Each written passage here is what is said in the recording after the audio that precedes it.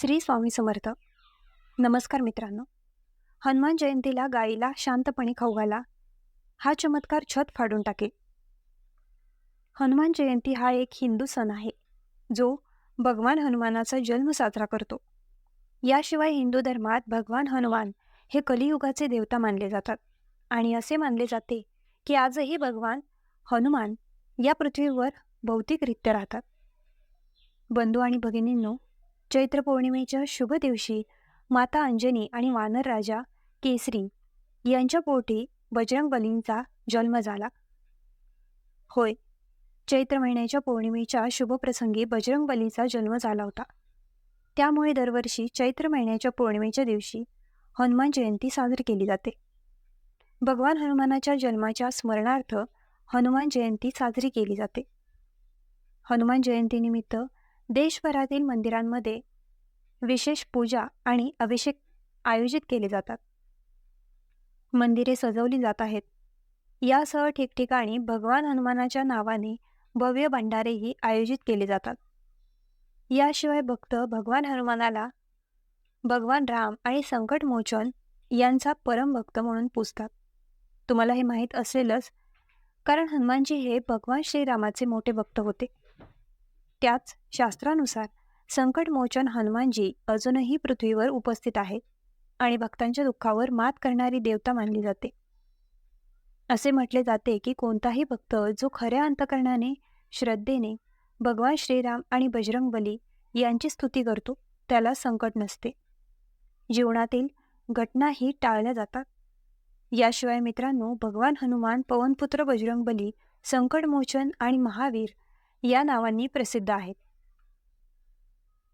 हनुमान जयंतीला भक्त उपवास करतात आणि हनुमान आणि भगवान शिवाची पूजा करतात, जेणेकरून जीवनात आनंद असेल, व्यवसायात वाढ होईल, नशीब बळकट राहील, रखडलेली कामे पूर्ण होतील.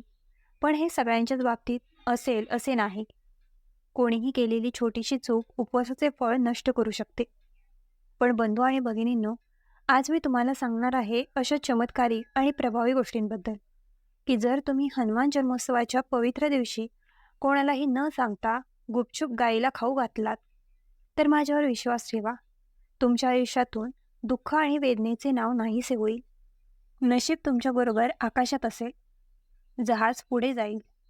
ज्या गोष्टींसाठी तुम्ही वर्षानुवर्षे तळमळत होता, ती गोष्ट तुमच्या पावलांमध्ये असेल. होय मित्रांनो, हनुमान जयंतीच्या दिवशी तुम्हाला ही गोष्ट गायीला खायला द्यायची आहे. मग तुमचे नशीब कसे बदलते ते पहा. जुन्या दुर्दैवाचेही सुख आणि सौभाग्यात रूपांतर होईल. ज्या कर्जाने तुमची रात्रीची झोप हिरावून घेतली होती, ते कर्जही चिमूटभर खाली येईल.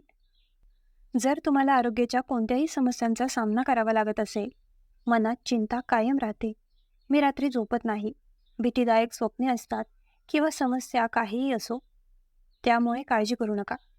हा व्हिडिओ तुमच्या सर्व समस्यांवर उपाय आहे. तुम्हाला फक्त हा व्हिडिओ खऱ्या मनाने शेवटपर्यंत पाहायचा आहे, कारण या व्हिडिओमध्ये मी तुम्हाला सांगेन की यावर्षी 2026 मध्ये हनुमान जन्मोत्सव कधी साजरा केला जाईल. हनुमान जयंतीला गायीला दूध पाजल्याने जीवनात आनंद आणि समृद्धी येते. सोबतच हनुमान जन्मोत्सवावर काय दान करावे हे देखील सांगितले जाईल. कारण हनुमान जन्मोत्सवावर दान करणे म्हणजे भगवान श्रीराम आणि बजरंगबलीची कृपा मिळवण्यासारखे आहे. यामुळे जीवनात आनंद वाढेल, जीवनातील सर्व वाईट गोष्टी दूर होतात, तुम्हाला अक्षय पुण्या इतके फळे मिळतील. तसेच तुम्ही केलेले काम चुकीचे झाल्यास नात्यांमध्ये गोडवा नसतो. जर घरात नकारात्मक ऊर्जा असेल, ज्यामुळे घरात अस्वस्थता निर्माण होते, तर तुम्हाला हनुमान जन्मोत्सवात या गोष्टी दान कराव्या लागतील. तुमचे आयुष्य आता बदलणार आहे आणि त्याची फळे तुम्हाला आणि तुमच्या भावी पिढीला देखील दिसतील, हे समजून घ्या.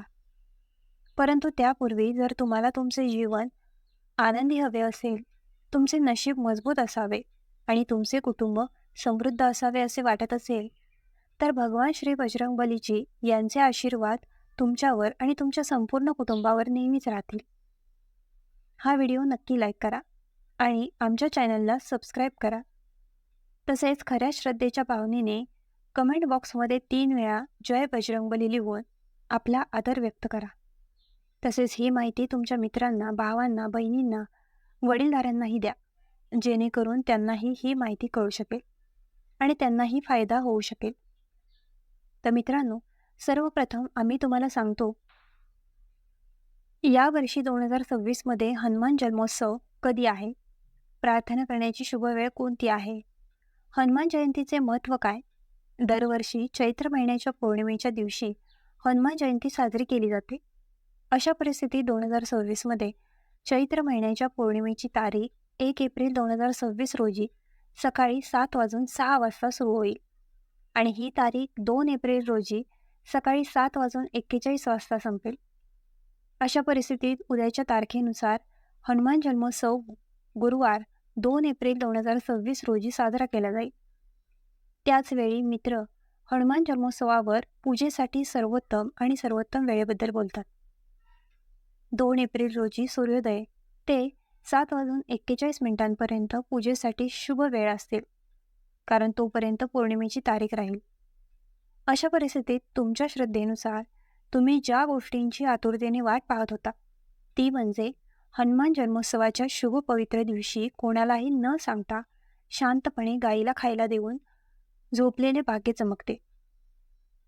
जुन्या दुर्दैवाचे रूपांतर सुखात होते. जीवन अन्न आणि पैशांनी भरलेले आहे. उत्पन्नाचे नवे मार्ग खुले होतील. परंतु जर तुम्ही अद्याप व्हिडिओ पाहिला नसेल तर कृपया तो पसंत करा आणि आमच्या चॅनलला सदस्यता घ्या. नंबर 1. भाकरी आणि गूळ. मित्रांनो, सर्वात आधी हिंदू धर्मात गायीला आईचा दर्जा देण्यात आला आहे, कारण सर्व देवी देवता गायींमध्ये राहतात. अशा परिस्थितीत मित्रांनो, तुम्हाला जे करायचे आहे ते म्हणजे जेव्हा जेव्हा तुम्ही हनुमान जयंतीला भाकरी बनवाल, तेव्हा गायीसाठी पहिली भाकरी बाहेर काढायलाच हवी.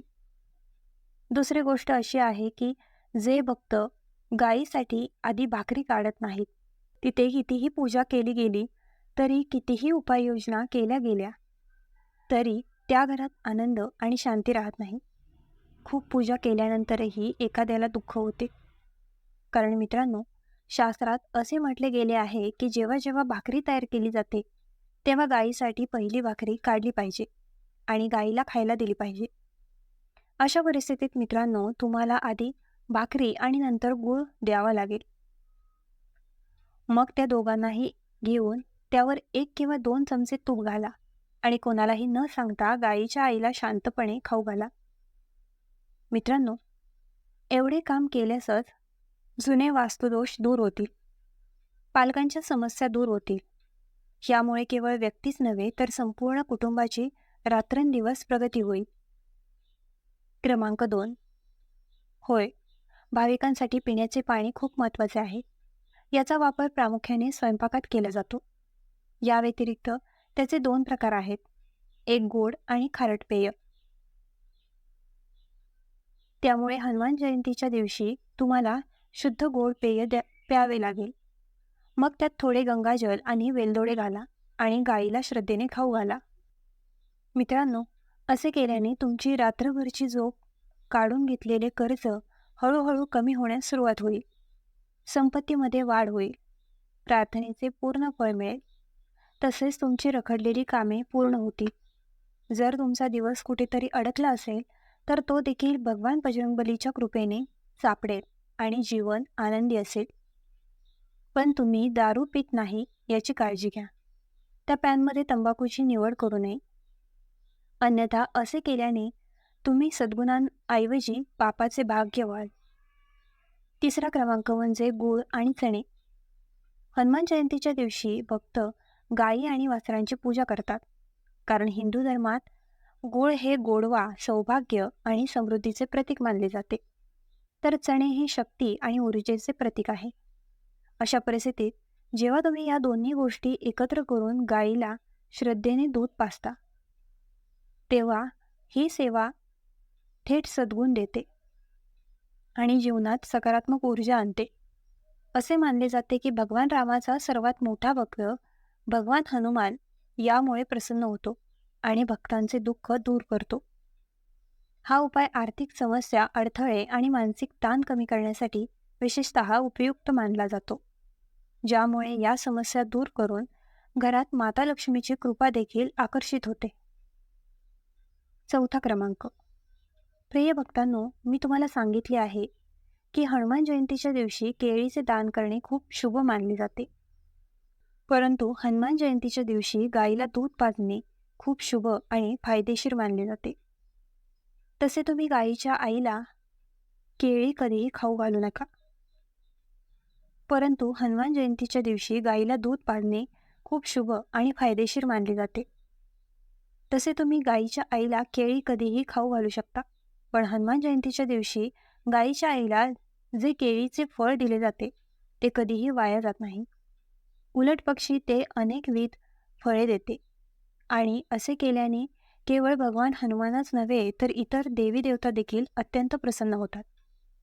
पण लक्षात ठेवा की हनुमान जन्मोत्सवाच्या दिवशी मित्र, गायींच्या आईला किंवा इतर कोणत्याही प्राण्याला त्रास देऊ नका. असे असले तरी आपण हे कधीही करू नये. पण हनुमान जयंतीचा दिवस लक्षात ठेवा, अन्यथा तुमच्या उपासनेची आणि उपवासाची फळे निष्फळ ठरू शकतात आणि तुमच्या इच्छा देखील अपूर्ण राहू शकतात आणि तुमचे जीवन संकटातून बाहेर पडू शकते. पाचवा क्रमांक. मोहरीचे तेल. प्रिय मित्रांनो, तुम्हाला गाईला मोहरीचे तेल पाजावे लागणार नाही किंवा भगवान बजरंगबलीला अर्पण करावे लागणार नाही. परंतु मित्रांनो, मोहरीच्या तेलाची एक वेगळी पद्धत आहे, जी हनुमान जयंतीच्या दिवशी केल्याने तुम्हाला बरेच फायदे मिळतील. जसे की तुम्ही सतत त्याकडे पाहत असाल, शनीला अपराधीपणाचा सामना करावा लागत आहे. तुम्ही जे काम करण्याचा विचार कराल त्यात अडथळे येतील. तर मित्रांनो, तुम्हाला जे करायचे आहे ते म्हणजे बाजारातून मोहरीच्या तेलाची बाटली खरेदी करणे, आणि जर तुमच्या घरी आधीच मोहरीचे तेल असेल तर ते आणखीन चांगले आहे. अशा परिस्थितीत तुम्हाला मोहरीचे तेल घेऊन गरीब गरजू व्यक्तीला किंवा ब्राह्मणाला दान करावे लागेल आणि नंतर शनिदेव मंदिरात जाऊन तेथे दिवा लावावा लागेल. तुम्हाला शनी चालिसाचे पठण करावे लागेल आणि तुम्हाला जी काही समस्या येत असेल ती सांगावी लागेल. तुम्हाला फक्त त्यावर काम करावे लागेल. मग मित्रांनो, तुम्हाला डोळ्यांच्या दोषांपासून मुक्ती मिळेल, शनीचे दुष्परिणाम दूर होतील आणि तुमचा शनिग्रह मजबूत होईल. मंगळ ग्रह मजबूत असेल, ज्यामुळे जीवनातील समस्या देखील दूर होतील आणि भगवान बजरंगबली यांच्या कृपेने जीवन आनंदात राहील, सुख आणि शांती कायम राहील. त्यामुळे प्रिय भक्तांनो, हनुमान जन्मोत्सवात कोणालाही न कळवता गायीला शांतपणे दिल्या जाणाऱ्या या गोष्टी जीवनात शुभ परिणाम आणतात. हनुमान जन्मोत्सवाच्या दिवशी केलेल्या पूजेचे पठण आणि भगवान बजरंगबली तसेच भगवान श्रीराम यांच्या कृपेने पूर्ण फळ मिळते. बंधू आणि भगिनींनो, तुम्हाला जर हा व्हिडिओ मनापासून आवडला असेल तर आपल्या ग्लो मराठी चॅनलला लाईक, शेअर, सबस्क्राईब आणि हाईप करायला विसरू नका.